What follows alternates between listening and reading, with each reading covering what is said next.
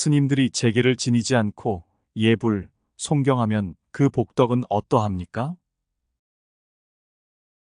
제계를 지니지 않고 예불, 송경하면 공덕이 전혀 없습니다.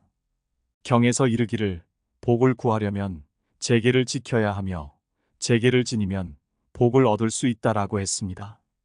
불사의 문 중에서는 또 경에 이르기를 입으로 오신 채 술, 고기를 먹으면 49일간 더럽고 깨끗하지 못하니 불전과 보탑에 감이 오르지 못하는데 하물며 예불하고 송경함에 있어서야 말할 것이 있겠느냐라고 했습니다. 능엄경에서는 오신채를 먹는 사람은 귀신이 와서 입술을 핥으며 그 사람으로 하여금 날로 복덕이 소멸하고 죄장이 증가되게 한다라고 하였습니다. 스님들이 제계를 지니지 않으면 큰 공덕이 있는 불사의 시주돈을 헛되이 쓰게 되는 것입니다. 경에 이르기를 옛날에 세 사람이 동해를 건너가는데 한 사람은 매우 총명한 사람으로서 한 척의 큰 배를 만들어 바다를 건너갔으며 다른 한 사람은 큰 물소를 이용하여 꼬리를 잡고 건너갔다. 또 다른 한 사람은 배나 물소를 이용하지 않고 단지 한 마리의 돼지를 이용하여 돼지의 꼬리를 잡고 바다를 건너가려고 하였다. 결과적으로 사람과 돼지 모두 바다에 빠졌으며 도리어 사람들의 비웃음을 초래하였다라고 하였습니다. 이 비유는 불사를 하는 데 있어서 상중하 세 등급의 계행이 같지 않은 스님을 청하면 얻는 복도 같지 않다는 것입니다. 불사를 하여 복전을 구하는데 시주는 공경심과 공양심을 가져야 합니다. 그리고 스님은 제계와 위의를 가지고 경건하게 예배 송경하면서 시주를 위하여 재난을 소멸하려는 마음을 가져야 합니다.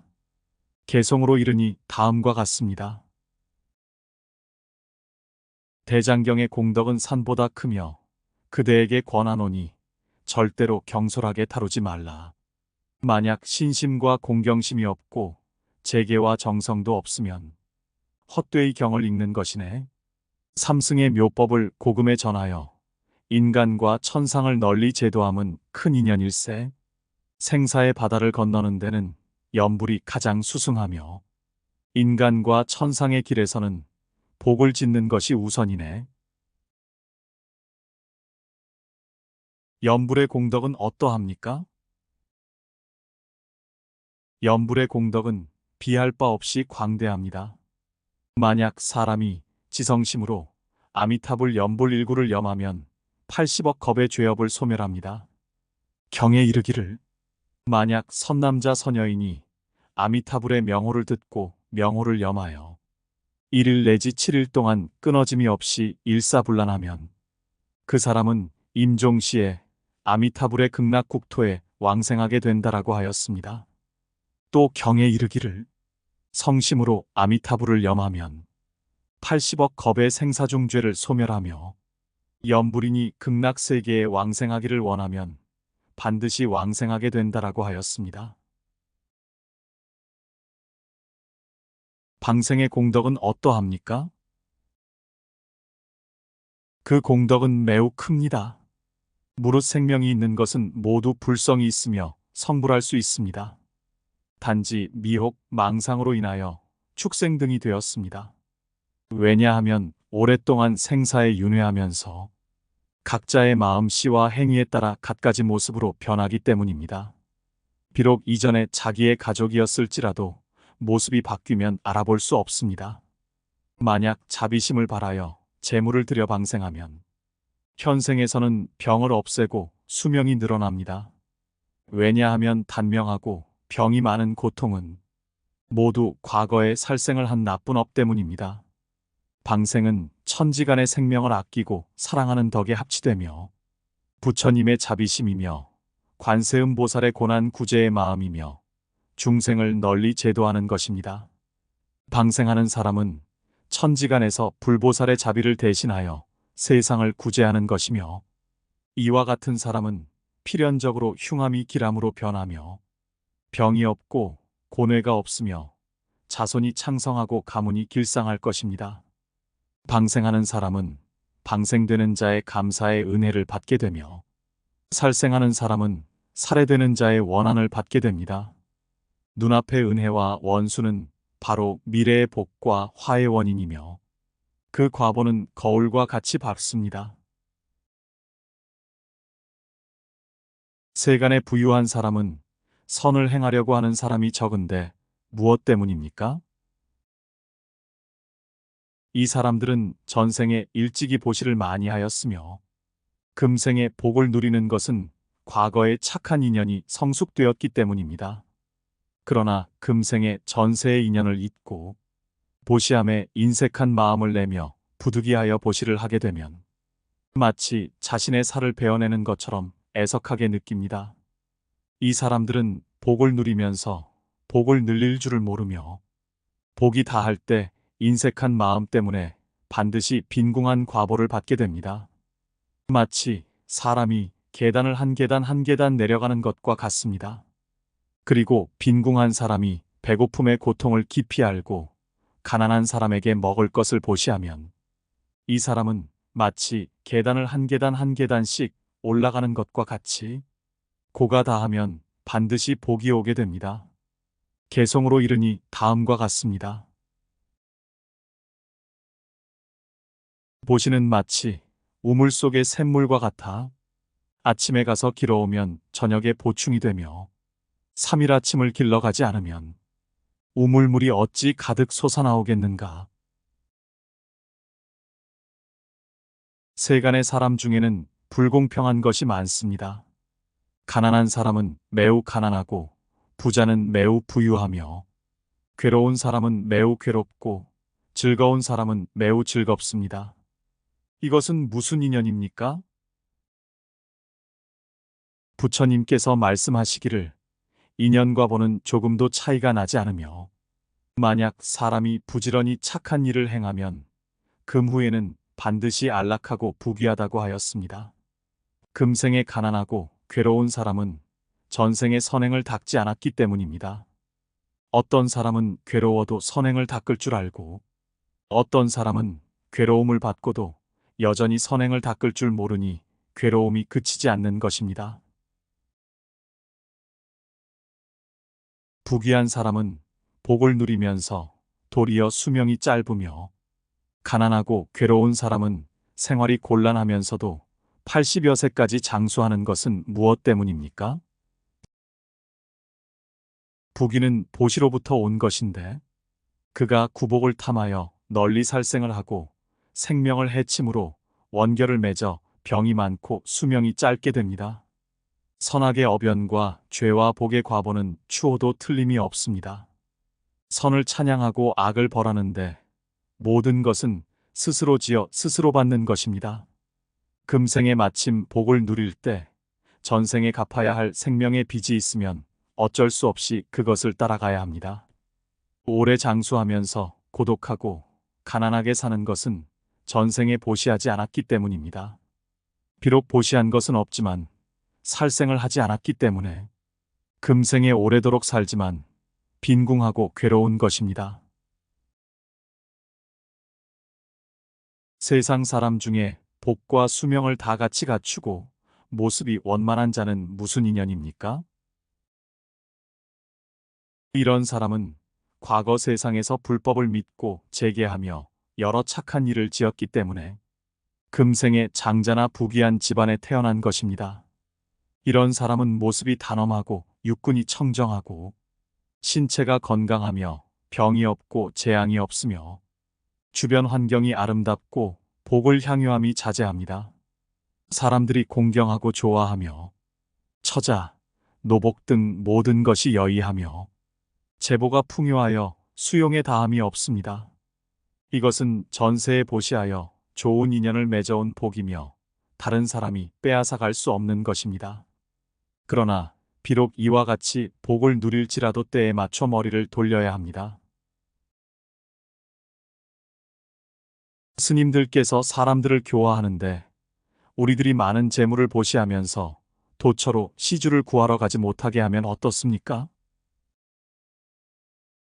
그건 좋지 않습니다. 스님들이 시주를 구하는 것은 시주자에게 복을 심고 좋은 인연을 맺게 하기 위해서입니다. 반드시 한 사람만 교화해서는 안 됩니다.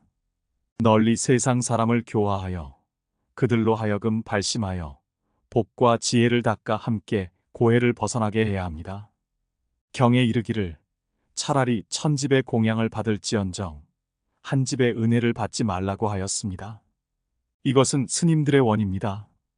보시자는 자기의 힘에 따라 하고 싶은 대로 복을 지을 것이며 보시는 마음에 있지 재물에 있는 것은 아닙니다. 떨어지는 낙수물도 그릇에 가득 차게 됩니다. 조그마한 선도 모으지 않으면 어찌 성인이 되겠으며 조그마한 악도 그치지 않으면 자기 몸을 무너뜨리기에 충분합니다. 어떤 사람이 착한 일을 하는 것을 보았을 때 환희심을 발하여 말로써 칭찬하면 그 복을 함께 얻을 수 있습니다. 하물며 인연 따라 보시하면 더할 나위가 없습니다. 따라서 마음씨를 잘 쓰는 것이 가장 뛰어납니다. 황후는 구렁이의 몸으로 떨어졌는데 나는 그녀가 생전에 무슨 악업을 지었는지 아직 알지 못합니다. 황후는 궁중에 있으면서 음험하고 악독하였습니다. 묘법 연화경을 찢어 훼손하였을 뿐 아니라 대왕이 불법을 배우고 수행하는 것을 시기하였습니다. 육궁의 비빈들을 질투하고 선량한 사람들을 괴롭혔으며 삼보를 경멸하고 모욕하였습니다. 그녀는 거짓으로 스님에게 죄를 베풀면서 안에 고기를 넣어 스님의 청정한 계를 파괴하려 하였습니다. 다행히도 산승이 마음이 밝아 그녀의 나쁜 계략에 넘어가지 않았습니다. 따라서 여러 스님들에게 스스로 먹을 것을 준비하여 몸에 숨기라고 분부했습니다. 그리하여 그녀의 더러운 음식은 옷 속에 감추고 자신이 가져온 깨끗한 음식을 먹게 하였습니다. 제가 아직 끝나지 않았을 때 황후는 입을 가리고 크게 웃으며 궁으로 들어갔습니다. 그녀는 도리어 마음속으로 즐거운 마음을 내었습니다. 산승은 암자로 돌아오면서 더러운 음식을 밭에 버렸습니다.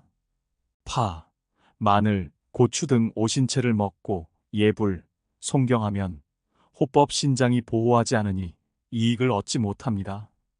황후의 갖가지 죄악은 3계의 선신, 악신들이 모두 보았으며 지옥의 업경대에 더욱 분명하게 비춰졌습니다. 그녀는 작은 선량함도 없고 악업이 1000가지나 되니 뱀의 몸이 된 것입니다. 만약 대왕이 선을 닦지 않았으면 황후는 영원히 축생에서 벗어날 수 없었을 것입니다. 그러므로 선악에는 모두 과보가 있다고 하는 것입니다. 불법은 거짓말을 하지 않습니다. 사람들이 불법을 비방하고 허물기 때문에 스스로 허물을 초래하는 것입니다. 나라의 국모가 존귀한데 어찌 하필 구렁이 같은 무리에 떨어졌겠습니까? 어리석은 사람은 인과를 믿지 않고 갖가지 악업을 저지르며 삼보를 공경하지 않고 불교를 믿는 사람을 보면 회방을 합니다. 나중에 잘못을 깨닫고 선으로 향하면 어떻습니까? 업의 바다는 망망하나 머리를 돌리면 피안입니다. 죄를 알고 참회하며 허물을 알고 고칠 줄 알아야 합니다.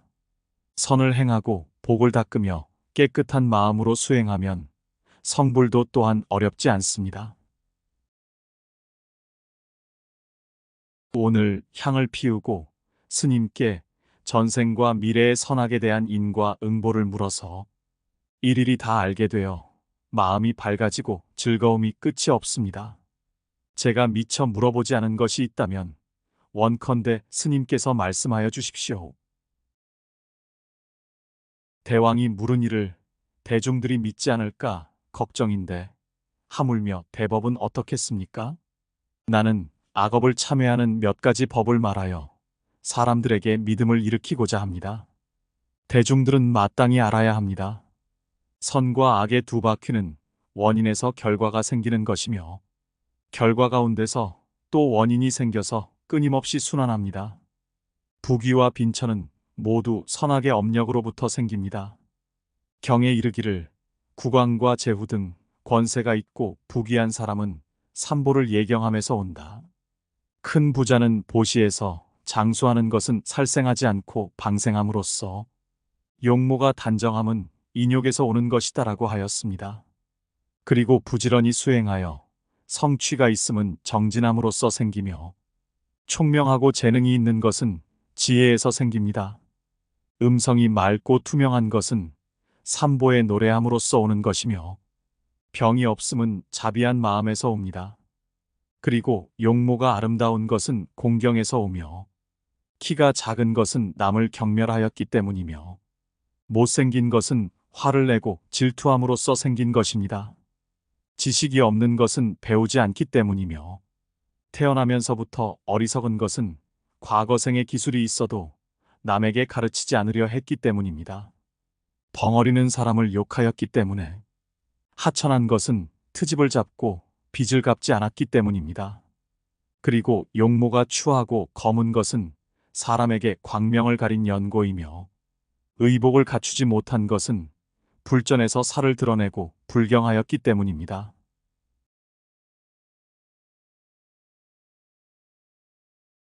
모든 중생은 부처님의 가르침에 따라 마음을 깨끗이 하고 행동을 바르게 해야 합니다.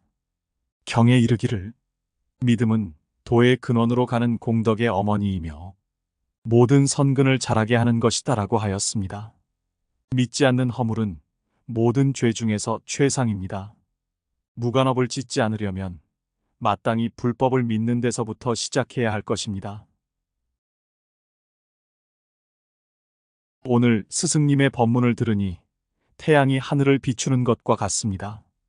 달이 호수에 비치는 것처럼 투철하고 분명하니 깊이 믿게 될 것이 틀림없습니다. 스님의 설법은 흐르는 물과 같아서 가르침을 들으니 감로와 같습니다. 신하들에게 천하에 유포하게 하여 즐거이 듣고 깊이 믿으며 경건히 받들어 행하게 할 것입니다. 모든 인간 천상의 사람이 믿고 불법에 대해 속으로 들어가 신수봉행하기를 널리 원하옵니다.